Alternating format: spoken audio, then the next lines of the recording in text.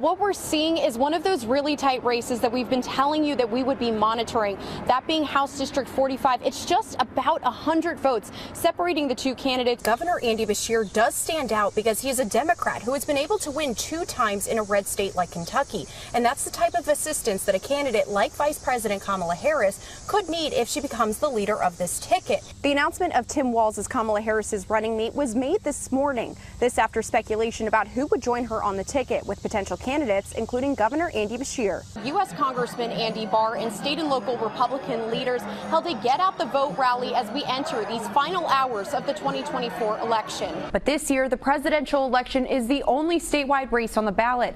I talked with Senate President Robert Stivers about the traditions of Fancy Farm and what it means to the Commonwealth. I had the opportunity to ask Governor Beshear why he is the person to be making the case for Vice President Kamala Harris in her ability to lead this country.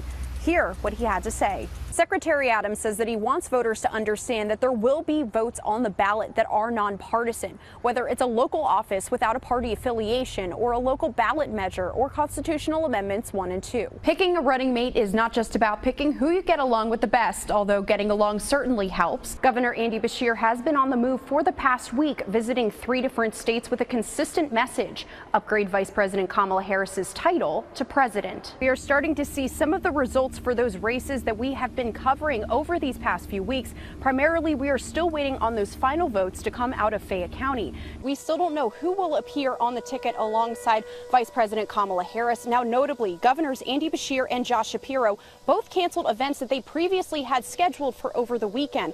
Even in Sunday morning programming, members of President Joe Biden's re-election team said he was planning to stay in the race, but ultimately he dropped out just hours later. Governor Andy Beshear is still on the list for potential vice presidential candidates on a Kamala Harris ticket. And while he has not said definitively whether or not he would take the job, he hasn't necessarily been keeping a low profile either. We're not expecting a big shakeup in either chamber of the Kentucky State Legislature, but there are a handful of races that both major parties are hoping to clinch tonight.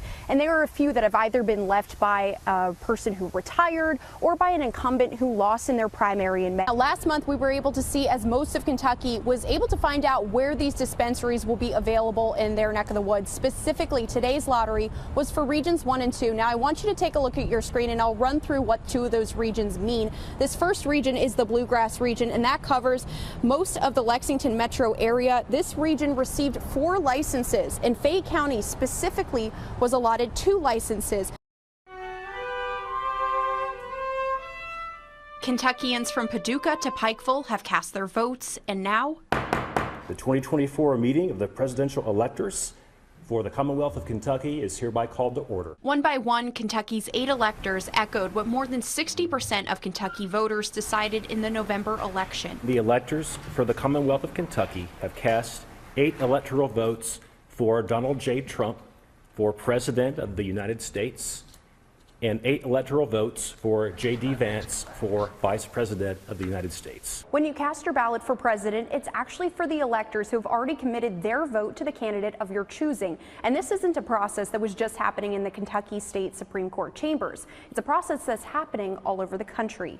All the things that we did today that are very complicated and complex, they're all required by the law, which of course we follow. With the ballots being verified on a state level, they'll now be sent to the U.S. House and Senate, along with all ballots from electors nationwide. And they will review those and ensure that they are correct and accurate, and then they will vote to certify the results of the election. Leaving my old Kentucky home and heading straight for Washington, D.C. In Frankfort, Jessica Umbro, WKYT. House Bill 5 has drawn mixed reaction from legislators and voters alike, with proponents of the legislation saying it would make Kentucky safer, but with opponents of the legislation saying it goes too far and would increase incarceration rates here in Kentucky. What we are seeing that the majority caucus and our colleagues are focusing on, they are focusing on bigotry and hate. In a press conference early Thursday morning, members of the Kentucky Democratic Caucus did not hold back on their issues with House Bill 5. And I want to be very clear that House Bill 5 was created in lies and deceit. Some say they take issue with the data used to explain the need for House Bill 5. Even after reading about the data used by the bill's proponents, there is still disagreement on the data's conclusions. I kept saying to myself, where is the data? And that's the problem. Just after that press conference, the Senate Judiciary Committee voted in favor of the bill by a 7-3 vote. Those who voted in favor cited the need to keep members of the public safe. We do have a crime problem in Kentucky, and I think this bill will go a long way to address it by a multilateral approach. I also had a great deal of work with the presenters that this bill, and they changed some things, and I feel very comfortable, and that's the basis of my voting. In the past, Governor Andy Beshear has spoken out about needing to find a balance between helping those in crisis and keeping the greater community safe.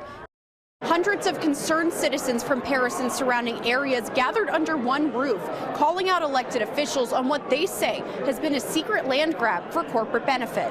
To those behind this, if you want to try to stab me, at least be man enough not to stab me in the back. Tensions were high among a crowd who showed up to support Citizens for Bourbon County, a group rallying against a proposed $320 million expansion of the Bluegrass Station. It's part of the budget that has passed in the Kentucky House of Representatives and now is in the Senate. We're kind of getting together now to try to strategize and get answers at a local level. Landowners in the area fear that they will lose their property to eminent domain, which is the government's right to purchase private property for public use. Residents say a similar idea failed in 2017 and 2018. As soon as the local people found out about it, it was shut down. Fast forward 6-7 years later, here we are again. Newer residents share the concern about pollution, noise, and expansive development. I spent 20 years flying in the Marine Corps. I fly for an airline now. We moved here to get away from that kind of stuff,